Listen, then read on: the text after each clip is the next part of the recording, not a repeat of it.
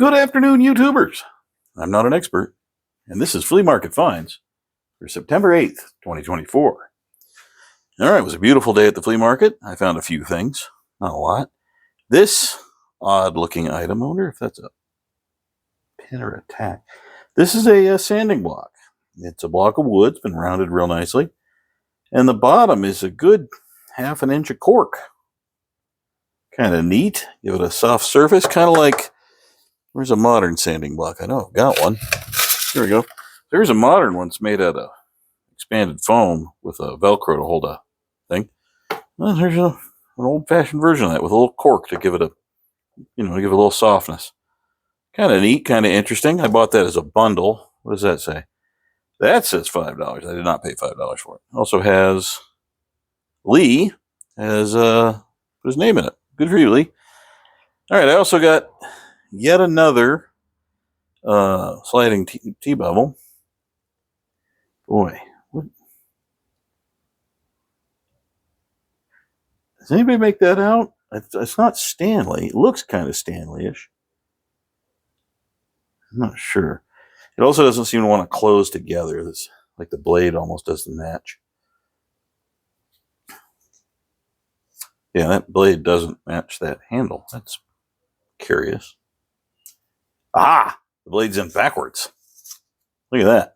Okay, we can fix that. And it needs to be de-rustified also. Which may just hit that on the old wire wheel. Okay, I have a bunch of those, but I don't know. It was cheap because I got it as a bundle, the package. And this, a Stanley 199E. I haven't opened it up, but I just heard it click. It might have some blades inside it. I think I saw... So that's made in England. Blades inside, it claims. 357 Magdad maybe likes these. Somebody who does tool restorations really likes these. I don't know. I usually get to kind of have a retractable blade, but it was part of that bundle. That's not part of the bundle. And then the last item that was part of that bundle, I think it's the last one, unless I lost something. All right, who knows what that is? I'll give you a second. You can make it with vodka. It's a gimlet. Okay, so a gimlet is a very old drilling tool. And it has a little, see, it has a snail almost on the end, like a bracing bit, and then flutes, and it cuts, and you just hand crank your hole. No idea how old this one is, but I got all that for $5, and I thought that was a good deal. Now, speaking of gimlets, I should probably do a video, because I think gimlets are neato. I have a whole set that I got from Taylor Tool Works. These are all modern gimlets. And if you look at these little ones, what's really nice about these is if you know you're going to need to go fix a kitchen hinge, on a kitchen cabinet or some small hinge like that, you don't have to carry your whole drill. You can just take this little thing, because this is perfect for making starter holes for screws, for small screws. And they come in various sizes. There's one for a slightly larger screw. I first saw these. My dad lived in France for 6 months, and power tools were very expensive over there. This was 30-something years ago. So he bought a gimlet, and he brought it home with him when he moved back to the U.S., and I used it for years till I finally broke it. They will eventually wear out, this little wire. It's just wire. But they're fun. Gimlets are fun. All right, so that was the first guy I stopped at in flea market land. These aren't part of that. Then I went over to one of the tool sellers I buy stuff from all the time. And he had a couple of items. We'll start with that one. I'll start with this one. He had this plane, and he wanted a lot of money for it. And I didn't want to give him a lot of money for it because I don't know what brand it is. It just says made in USA. And let me look. There's nothing, no identifying brand name on the cap. Fulton. There we go. It's a Fulton. Okay, so that's good, I guess.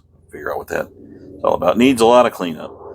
So I ended up paying $15 for it. Looks like it's going to be an okay plane when I get it cleaned up, if I ever get it cleaned up. But I made a deal with him because he also wanted to sell me this to back up. Yeah, it's a corner drill. An auger pit brace thing for working in the corners. Now, I really didn't want one of these, but he seemed to really want to get rid of it. And he started off at like $40 or something for it.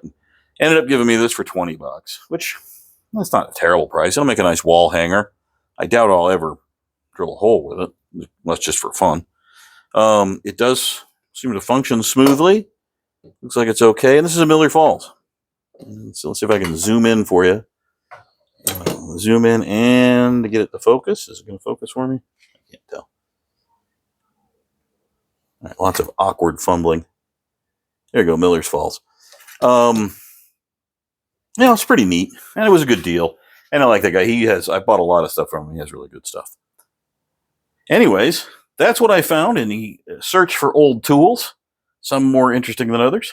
I hope you guys are having a good weekend. I hope fall is starting off well for you. That's all I got for now. We'll catch you later.